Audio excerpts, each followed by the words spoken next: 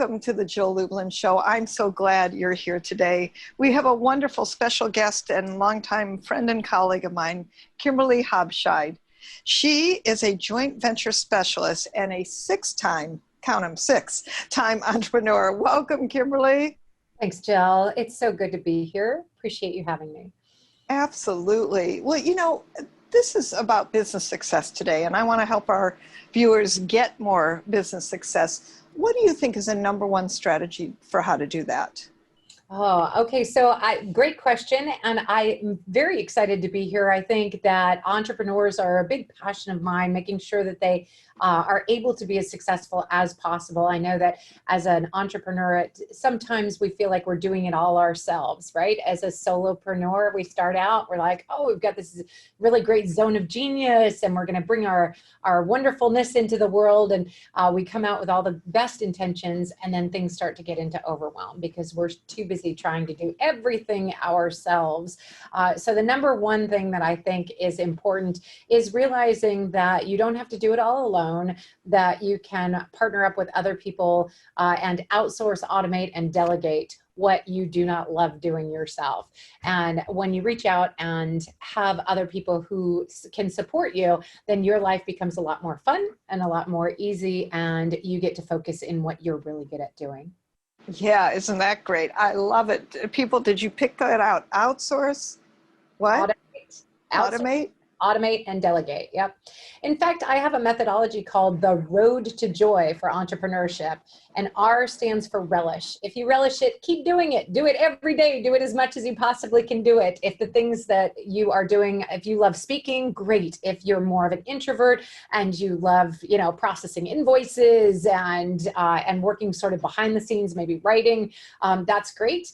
And if you don't love doing it, you need to find somebody else who's really, really good at it, and it's their zone of genius. And that can be one of three ways: outsourcing, automating, and delegating. So that's the acronym ROAD. R is for relish, O is for outsource, A is for automate, and D is for delegate. Oh, I love that. It's so easy to remember too. That, by the way, is automation, right? Making acronyms, keeping things easy. Exactly. Yep. Yeah, small business owners have plenty to do. Well, I know you're a six-time entrepreneur. Tell me a story about how you created your success. Oh, well, great question. So my story is that I was very much like many of your listeners. I wasn't always an entrepreneur. I was actually spent my time in corporate. I was there for 17 years, Jill, and I say that 15 of them were good, and the last two, not so much, right? I had done what they told me to do. I graduated from college. I got in at the ground level. I worked my way up. I got lots of promotions. I did what I was told. I did what I was supposed to do. I innovated. I got promoted. I was making a very large paycheck, and I was promoted up to the executive director level. And it was a great ride. But when I got there, I realized that I had done a whole lot of ladder climbing up a ladder I didn't really want to be on. It just wasn't what I was supposed to be doing for the rest of my life. I just had more to contribute than only singing somebody else's song or carrying somebody else's banner. I wanted to do something else. And so after a great amount of deliberation, and I had grown into those golden handcuffs where I was making so much money that it's hard to leave, but I decided, to be true to myself and go full-time as an entrepreneur. Luckily, I'd had some businesses on the side before, so I knew what entrepreneurship was about. And I went to my friends and family and said, now I'm going to create this business that's like a 7-figure business that's going to be my full-time career, right? What should I do? And they said, well, Kimberly, you were so good at doing what you did at corporate. Why don't you do that? And I thought, great idea, because I do know how to do that, right? And I am good at it. So I spent the next 18 months building a business around what I was really good at. And I grew it to 7 figures. It had generated over $1 million in revenue at that point. And I turned around and I realized that I had just created my own business jail cell, because I was now running a business doing exactly what I did not want to do anymore. And just because I was good at something didn't mean I was supposed to do it for the rest of my life. And so I had what Brene Brown, one of my favorite TEDx speakers, calls a spiritual awakening or a breakdown. They're both the same thing, right? And I had It can be. I had a crisis of faith, and I decided to go out on a mountaintop and find out what I was supposed to do for the rest of my life. And I did not find it there on the mountaintop. And I came home. And funny enough, I'm not just an entrepreneur, I'm also a mom. And my 15-year-old son met me at the door and said, "Mom, I have a crisis." And I thought, great, somebody else's crisis to focus on. He said, "Mom, I'm going into summer and I'm 15 and a half and I'll be too young to get a summer job," because you have to be 16 to get a summer job. "And I'm too old to go back to summer camp because that's stupid and boring now that I'm 15 and a half and I'm taller than all the accountant counselors." And I thought, okay, I got it. But you're never too young or too old to be an entrepreneur. So why don't we create a whole business around what you love doing? And at that point, I realized that really creating a business and entrepreneurship should not really be about necessarily what you're really good at. It should be about what you love doing, what you relish, what you get joy from. And so that is my message to entrepreneurs. Make sure that what you're doing when you're creating this business is around not only the things that you like to do, but also the people you like to serve. And that will bring you joy, because if you can go into work every day and have it be a joy, then you will never work a day in your life. Yeah, that is fun, isn't it? I mean, well, what's your favorite thing about entrepreneurship, just generally? Oh yeah, I love that you can create what you want on a dime, right? You can pivot, you can change your offerings, you can make up new things to do tomorrow that you've never done before, and just start doing it. And I think entrepreneurship, when you're driving the ship, when you're driving the bus, that everything sort of follows you. And if you're in the mood to do something else today, that's what we're going to do. And I think that's a great thing about entrepreneurship, is it winds around the person that you are at the time you're doing it. I love that. That's a great thought. Let me just ask you, what yellow caution signs would you tell people to pay attention to?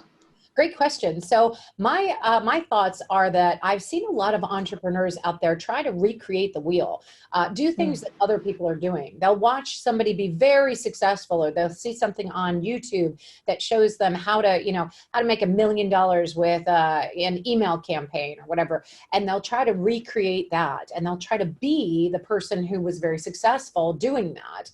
A lot of entrepreneurs, they don't want to recreate the wheel, and there's nothing wrong with that. But you aren't that person. You're not that same experience. It's not the same environment. You may not have the same joys and loves that that person had.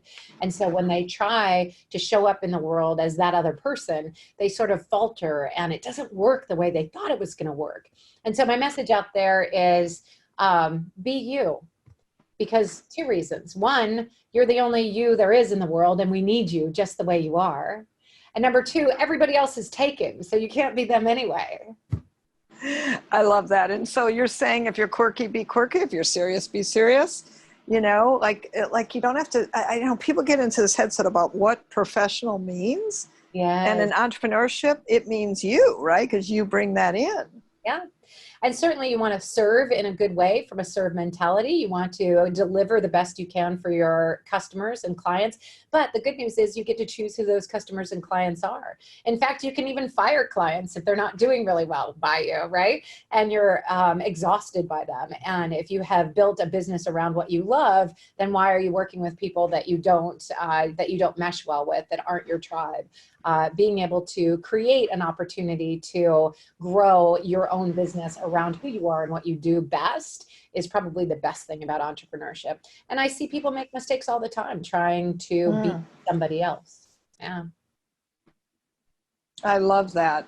And if you were to tell and advise your we'll call it younger self, the person just starting, what would be that piece of advice you would have given Kimberly a bit ago?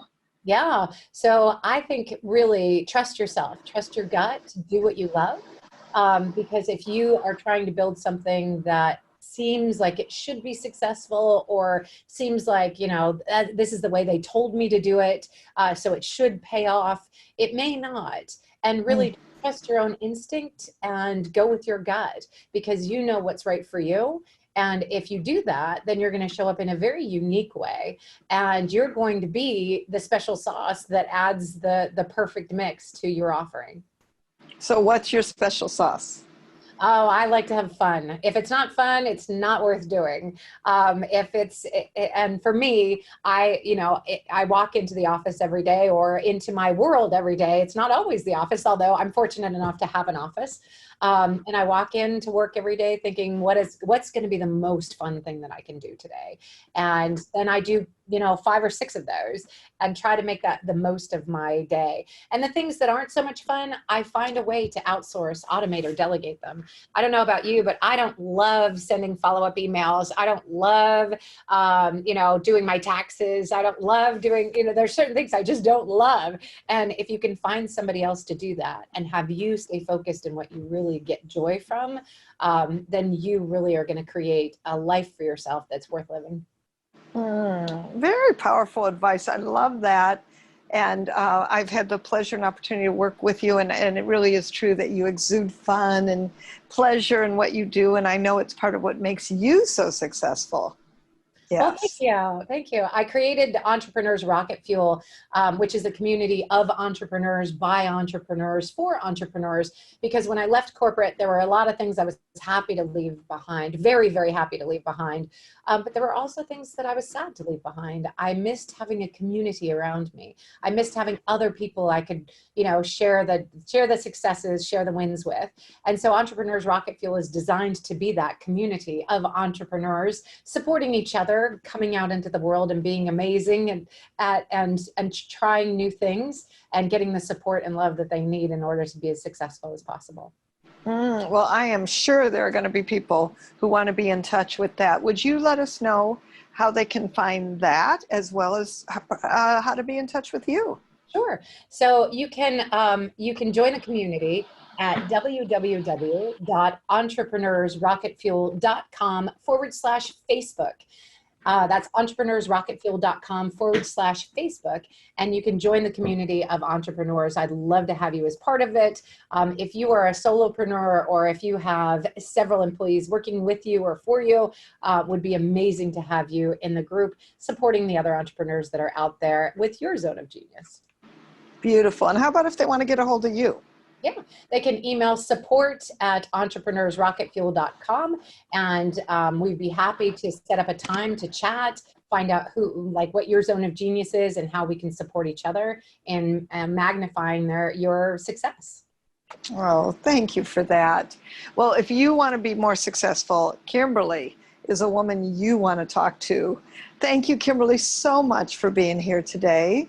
Jill, it's been a pleasure. You are amazing at what you do for this community. And I really admire making sure that you get visible and get out there and get seen and heard. Because honestly, if you're not being seen, you're being overlooked. If you're not being heard, your message isn't getting out there. And if you're not clear on your message, then it's not going to have the contribution that you want it to have in the world before you go. And Jill is a great big part of that, making sure that people get visible and seen and heard.